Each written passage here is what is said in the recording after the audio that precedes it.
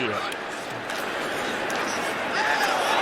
Bridgewater eluding contact and eventually going down in the opening snap as the Jags get some good pressure right up the middle. Jaguars faced with a 3rd and long, just like the Lions were on their opening series.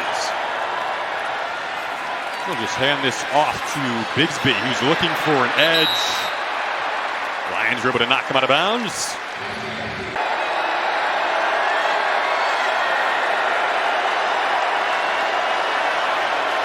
Four receivers wide here for Beathard and the Jaguars. They're going to Tim Jones, who makes the reception.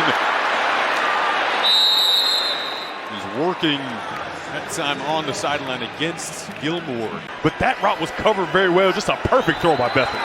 Gain of 48. And now there's room on the left side for Bigsby. It's his play that leads to the Gilmore interception, but the Jaguars get this right back. Scooping it up and taking it the opposite direction is Caleb Johnson.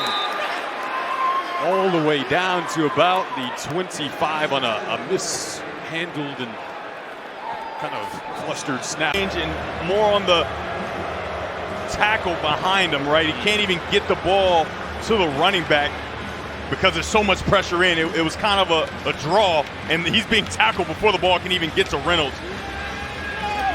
You got to think, probably a misassignment up front on the offensive line.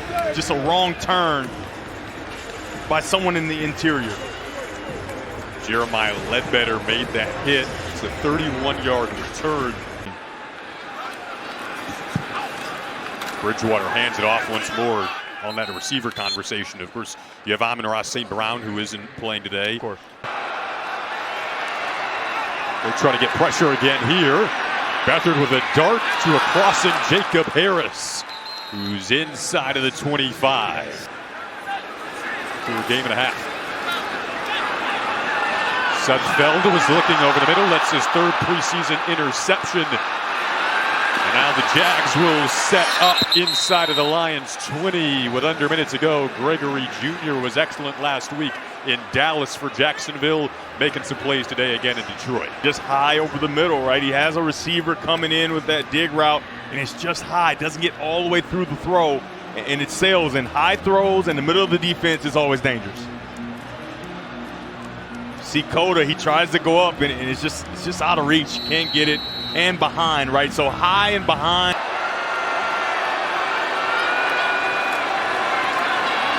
They're looking the direction of Parker Washington. They have him, and they have the game's first touchdown. Parker Washington right here out of Penn State. I mean, just speed, right? We've seen it on the punt returns, kick returns, his shiftiness and speed. Starling Thomas just isn't able to corral him. Detroit native, went to Cranbrook High School in Bloomfield Hills. This is a deep shot down the seam, and it's caught by Seth Williams. Ultimately brought down by Brady Breeze, the safety. Those two grew up in Medford, Oregon, 5 minutes away from each other. Best friends growing up, and now on the same team, playing professional football together. How cool is that?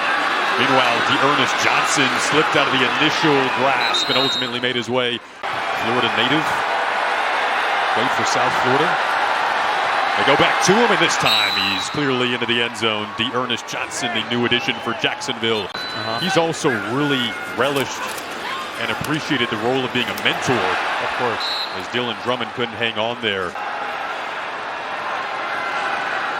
Hear the coaches talk a lot about setting that edge. This time the Jags go over the middle, though. Elijah Cooks broke a tackle. Now he's in the open field, trying to get past Pittman.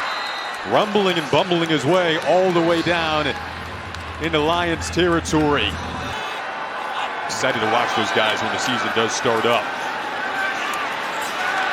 Back to Ernest Johnson motoring his way down the sideline. Got right down to the pylon. Yeah, he got inside. And they'll say he did get in for a Jags touchdown.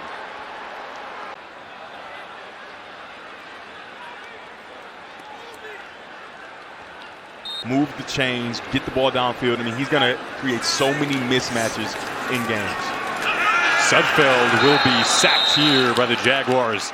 Defensive line creeping up initially was Vendrell Miller. The history in our 90th season of how long people have been watching this team and how excited they are for this season specifically. You feel it all around the country as Elijah Cooks goes up and makes another grab at 6'4" over Richardson that time.